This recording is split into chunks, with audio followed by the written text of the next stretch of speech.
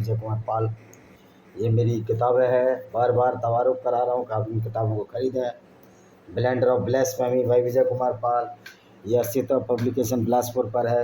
ये दूसरी किताब जौहर ख़रीदें, ये शाश्वत पब्लिकेशन पर है। इसमें किस तरह हिंदू औरतों के साथ बलात्कार करने की कोशिश के फलस्वरूप हिंदुओं ने जौहर करने शुरू किए, ये इन्वीडर्स है, न्यूटन फैक्ट्स है, किस तरह के मुसलमानों ने हमारी सभ्यता को नष्ट किया।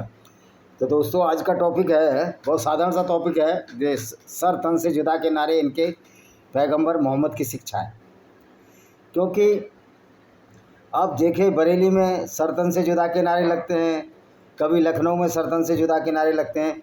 आखिर ये पागलपन मुसलमानों में आता कहाँ है? दोस्तों ये पागलपन आता है मोहम्मद की शिक्षा से, क्योंकि मोहम्मद साहब की शिक्षा ही ऐसी है जो एक पागलपन की ओर उत्तेजित करती है, यानी पागलपन की तरफ बढ़ावा देती है। क्योंकि मोहम्मद ने जो भी आयतें बुलाई, एक नकली अल्लाह के नाम का इस्तेमाल करके मोहम्मद ने वो आयतें बुलाई जो दुनिया में बदलाव ला रही हैं, दुनिया में फसाद पैदा कर रही हैं। और मोहम्मद साहब की इस विचारधारा ने दुनिया में आफत ला दी। इस्लाम आफत का दूसरा नाम है।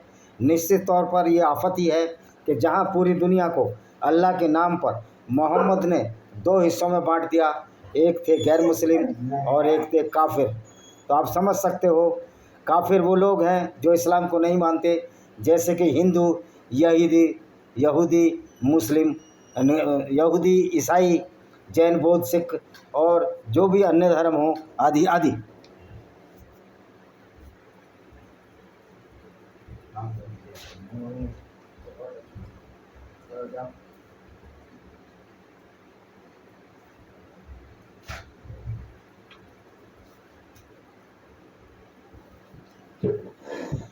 आदि आदि उनके लिए इस्लाम क्या कहता है? उनके लिए इस्लाम कहता है कि उनके सर कत्ल कर दो, उनको कत्ल करो, उनको कहीं भी भेज दो, लेकिन अगर वो इस्लाम कबूल ना करें तो वो उस देश में रहने का हक भी नहीं है। यही वजह है कि मैंने एक मुसलमान का एक कमेंट पढ़ा था कि हिंदू जाओ भूटान, ये कहाँ से तुम आ गई। यानी कि इस्लाम इस तरह की गुंडागर्दी है कि दूसरों की ज़मीनें छीनता है। यानी कि इस्लाम से कोई बड़ा कोई माफिया नहीं है, और ये माफियागिरी इनके प्यारे पैगंबर मोहम्मद साहब कराते थे। यानी कि ज़मीन भी कब्जा करो, वेल्थ भी कब्जा करो, औरतें भी कब्जा करो और पूरी दुनिया में फसाद ला दो।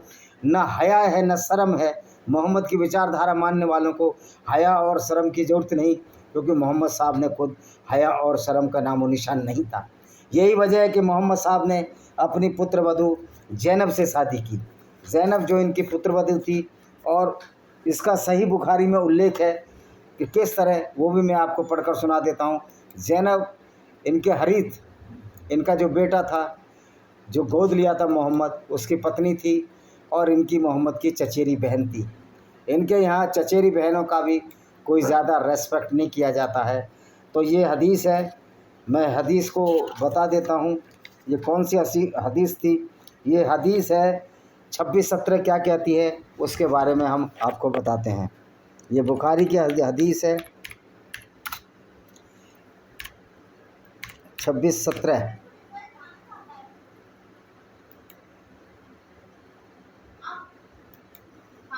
हाँ, मैं अभी वो बना रहा हूँ वीडियो। ये देखिए हदीस है 26:17 क्या कहती है। जब जूसिस एक यहूदी औरत ब्रॉट ए पॉइजन सीप फॉर द प्रॉफिट, एक पॉइजन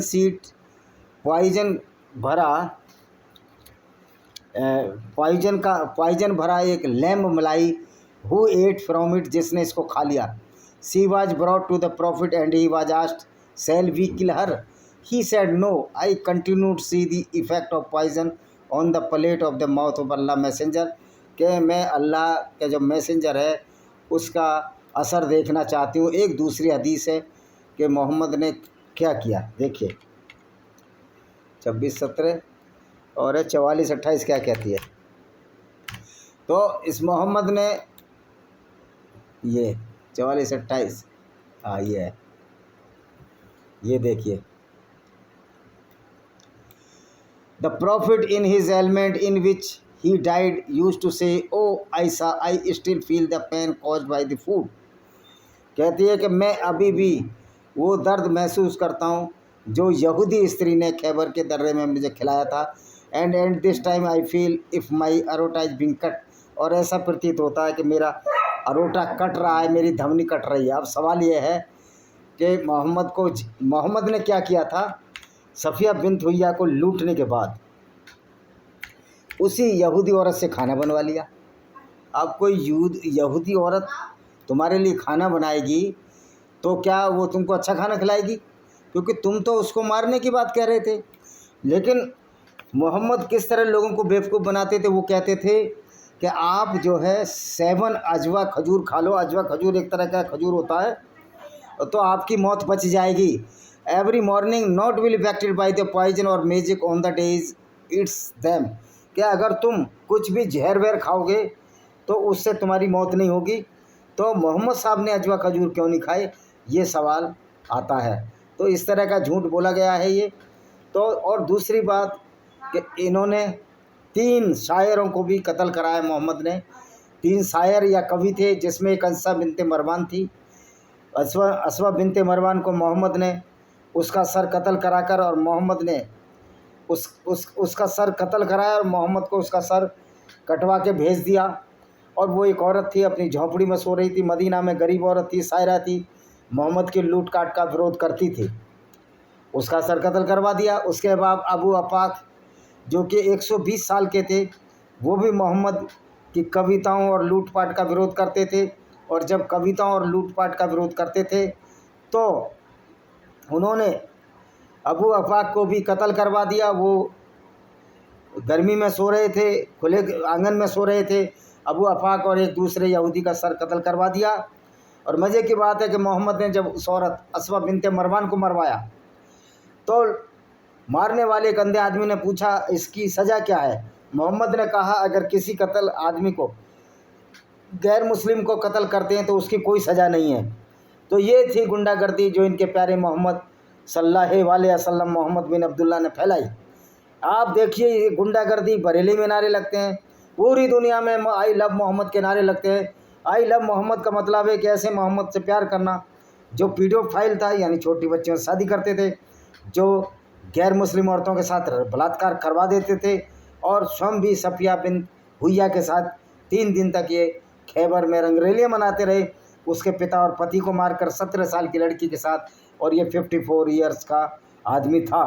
तो इस तरह मोहम्मद ने बहुत सारी दुनिया को बदल दिया और पूरी दुनिया में अफरा तफरी मचा दी, रक्तपात मचा दिया।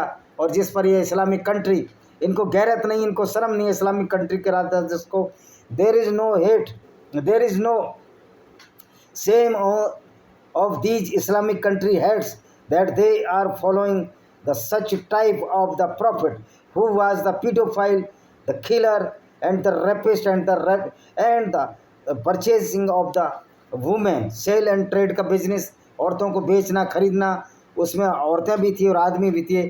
और औरतों को, गुलामों को यह आज़ाद करने की बात कहते हैं। तो एक मोहम्मद के एक साथी ने अपनी एक गुलाम औरत को आज़ाद कर दिया। तो उसने कहा अच्छा होता तुम इसको आज़ाद ना करते, इसके मामा, अपने मामा को इसका यूज करने देते, क्योंकि वो मतलब इस तरह ये शोषण करते थे और फिर औरतों को बाजार में बेच देते थे। एक काबिन अशराफ थे जिसका भी सर तन से मोहम्मद ने कत्ल करा दिया। एक नहीं अनेकों किस्से हैं जो मोहम्मद ने बना दिया। और हफ्सा ने मोहम्मद साहब की एक रखेल थी, मारिया अलकिबतिया के साथ संबंध बनाते पकड़ लिया था। उसने जब हफ्सा को मोहम्मद साहब ने धोखे से भेज दिया कि तुम्हारे पापा बुला रहे हैं, और चूँकि सारे मदीने में रहते थे, सारे लुटेरों का गैंग था जिसके सरपरस्त मोहम्मद साहब थे, और हफ्सा के पिता उमर जो कि दूसरा खलीफा बना, ये सारे सरपरस्त थे लुटेरों के। तो ये वहाँ गया, हफ्सा उमर ससुर था मोहम्मद का, और हफ्सा को भेज दिया। तो हफ्सा ने अपनी माँ से पूछा कि मेरे पिताजी ने मुझे क्यों बुलाया। इन्होंने कहा कि उसने तो नहीं बुलाया, पिताजी तुम्हारे हैं ही नहीं, कहीं बाहर गए हैं। तो जब हफ्सा इसकी चाल समझ गई मोहम्मद की और भागी भागी आई, तो देखते हैं कि मोहम्मद मारिया अलकिबतिया जो एक कॉप्टिक ईसाई थी और जो कि अलेक्जेंडर के गवर्नर ने इनको गिफ्ट में दी थी, अलमकुकस उस गवर्नर का नाम था, इसको डिंगी डिंगी करते देख लिया और ये बाहर बैठी रही।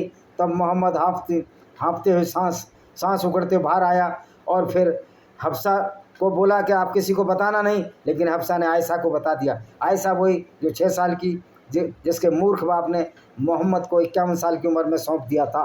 मोहम्मद 51 साल के थे और उनका मोहम्मद का ससुर 49 साल का, 2 साल छोटे थे।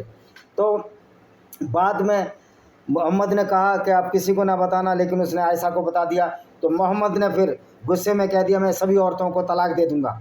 सभी औरतों को जब तलाक दे दूंगा तो औरतें डर गईं। फिर एक आयत उतार दी, मोहम्मद ने एक आयत उतार दी कि जो मोहम्मद है जिसको चाहे जिस औरत को चाहे हिबा कर सकता है, जिसके साथ बलात्कार कर सकता है।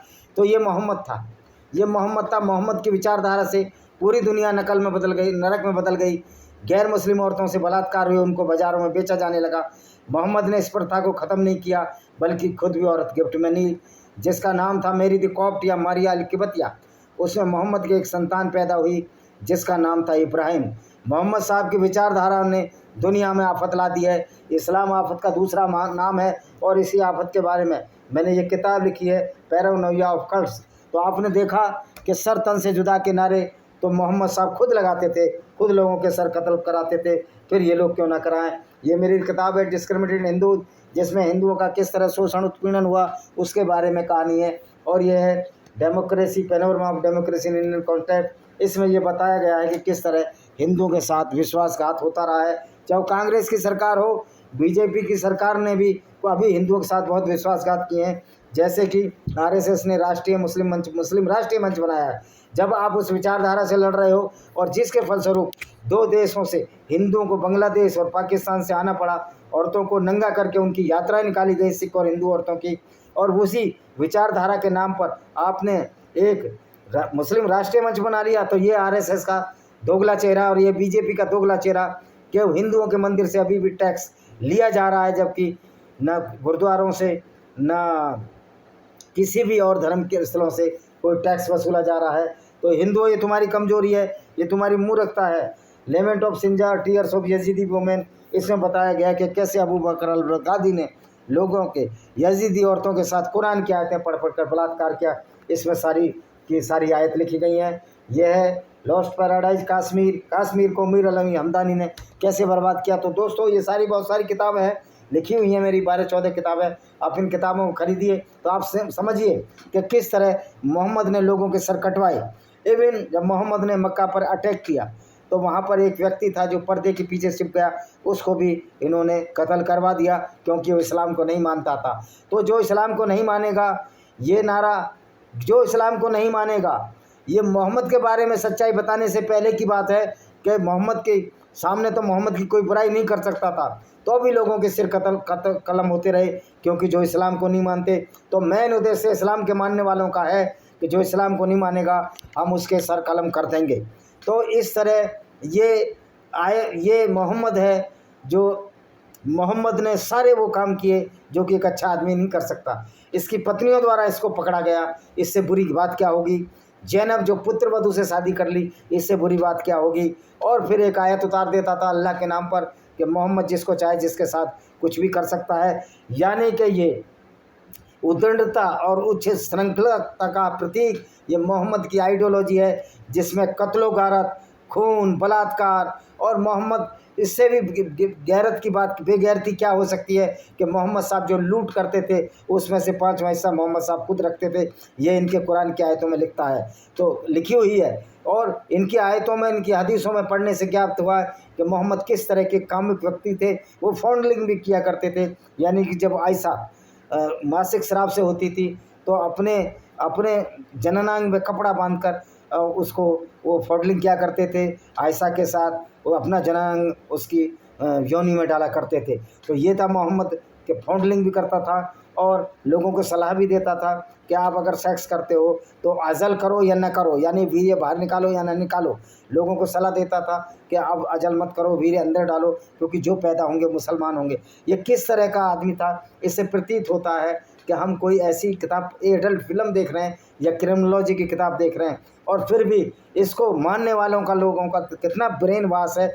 वजह क्या है, ये इतने हावी क्यों हैं? क्योंकि इनको समुचित जवाब नहीं दिया जाता। अगर समुचित जवाब दिया जाए तो 40 पुलिस वालों ने 2000 की भीड़ को बरेली में खदेड़ दिया। तो दोस्तों, इस विचारधारा के खिलाफ हमको लड़ना होगा। ये विचारधारा मानवता के खिलाफ है। मैं तो जो वानर बंटी है, जो एआई है, मैं उससे पूछना चाहता हूँ, उस पैगंबर के बारे में कब एआई बनाओगे? कि मोहम्मद पीडोफाइल था, छोटी बच्चियों से शादी करते थे और काफिलों को लूटते थे और बलात्कार करवाते थे औरतों को, और औरतों को आपस में बांट देते थे और मन भर जाता था तो बेच देते थे। तो मोहम्मद साहब वो कैरेक्टर का नाम है। तो जो मोहम्मद को फॉलो करेगा वो सरतन से जुदा के नारे लगाएगा, दूसरे की औरतों की इज्जत क्या करेगा? वो अपनी औरतों की इज्जत नहीं करते। जब ये 3 तलाक देते हैं तो अपनी औरत को भी हलाला करने के बाद दूसरों के पास भेज दिया करते हैं। ये है मोहम्मद का कैरेक्टर। तो आप समझ गए होंगे कि सरतन से जुदा के नारे इनके पैगंबर की शिक्षा है कि मोहम्मद ने भी बहुत लोगों के सर कलम कराए थे। इसी के साथ मैं इस वीडियो को विराम देता हूँ। वंदे मातरम, जय हिंद, आपका दिन शुभ हो।